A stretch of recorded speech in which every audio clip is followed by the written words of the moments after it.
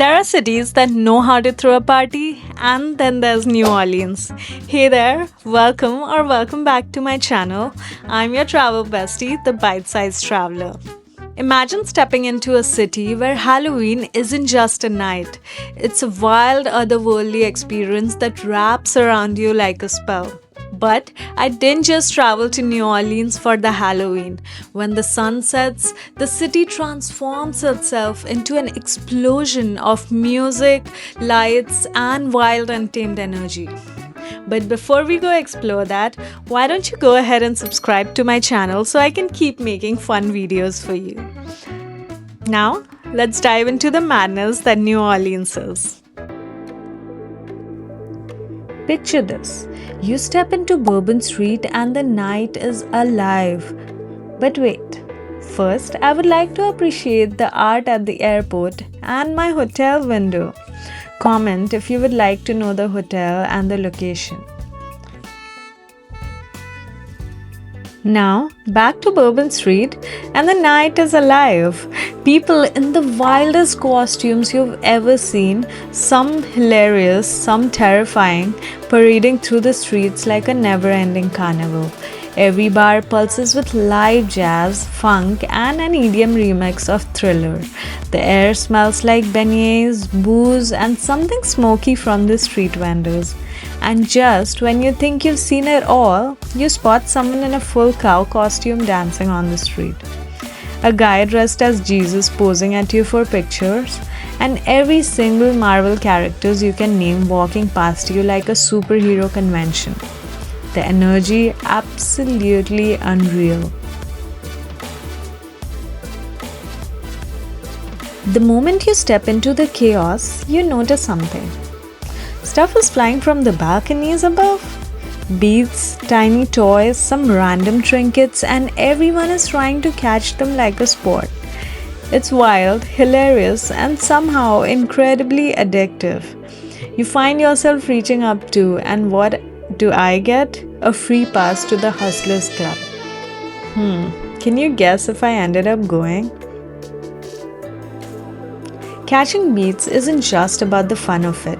It's a New Orleans tradition dating back to the early 1900s during Mardi Gras.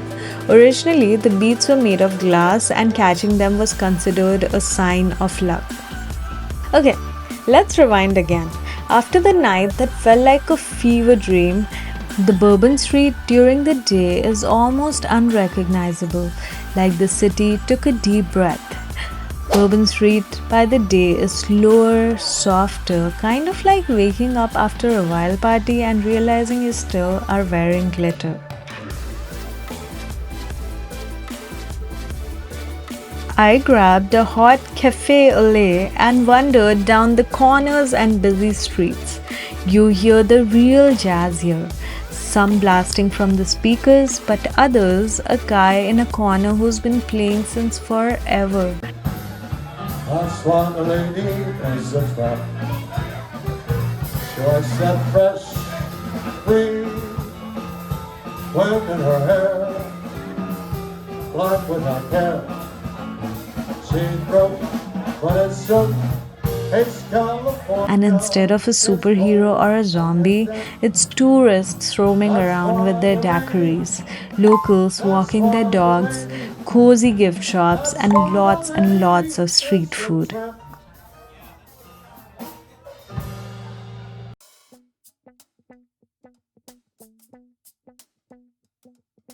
There's a magic in both versions of Bourbon Street.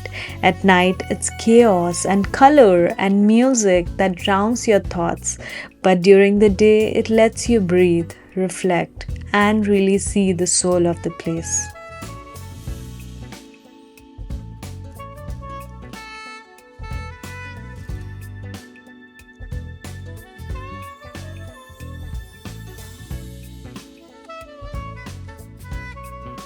If you spend even 5 minutes in New Orleans, you will notice the fleur-de-lis, a stylized lily or iris flower everywhere. It's more than just a fancy symbol. It represents resilience, heritage, and the deep French influence on the city's culture. You'll see it on flags, buildings, and of course, the New Orleans Saints football logo. Originally a European symbol tied to royalty in NOLA, it's become a mark of pride, a reminder that this city has been through everything from hurricanes to history and still standing strong.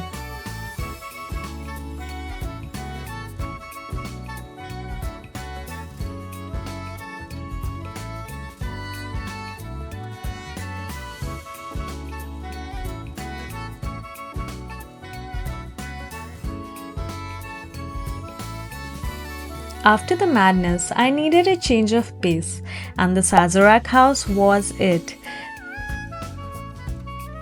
This place is part museum, part cocktail experience, and 100% worth your time. You walk through the history of New Orleans' most famous drink, the Sazerac, and get to see how it's made.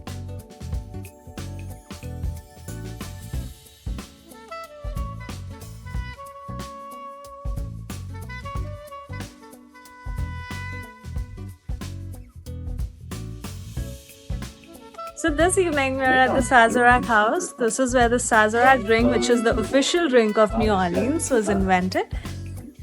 And so they provide free tours. The only thing you need is a reservation in advance because it does get sold out because it's a popular spot, especially during the weekends. So don't forget to get your reservations in.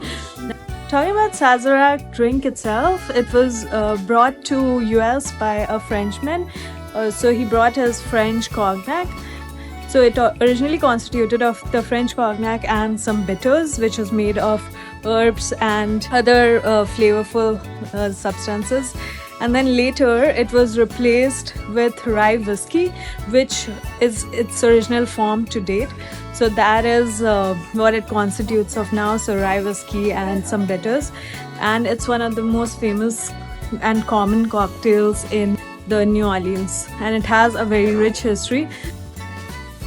The Sazerac House has 3 floors. The first floor tells the history of the cocktail. The second floor features interactive exhibits about the making of bitters and whiskey, and the third floor is where you get to enjoy the tasting experience. Taste test different varieties and even learn how prohibition shaped the drinking culture here. The Sazerac is one of the oldest cocktails in America, dating back to the 1800s.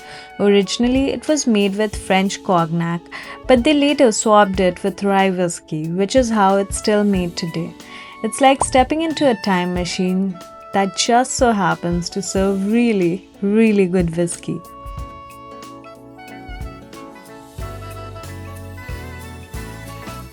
New Orleans is an experience that everyone should experience at least once in their life. It's a place that never stops moving, where nightlife and history blurs together, and it's like a movie that you don't want to end. So if you've never been, you're seriously missing out. Pack your bag, bring your best energy, and let the magic of New Orleans take over you. If you enjoyed this video, don't forget to like, share, and subscribe to my channel, The Bite-Sized Traveler. There's definitely more of New Orleans coming your way in the next few weeks. Until next time, this is your Bite-Sized Traveler signing off for today. Keep exploring, stay safe, and see you in the next one.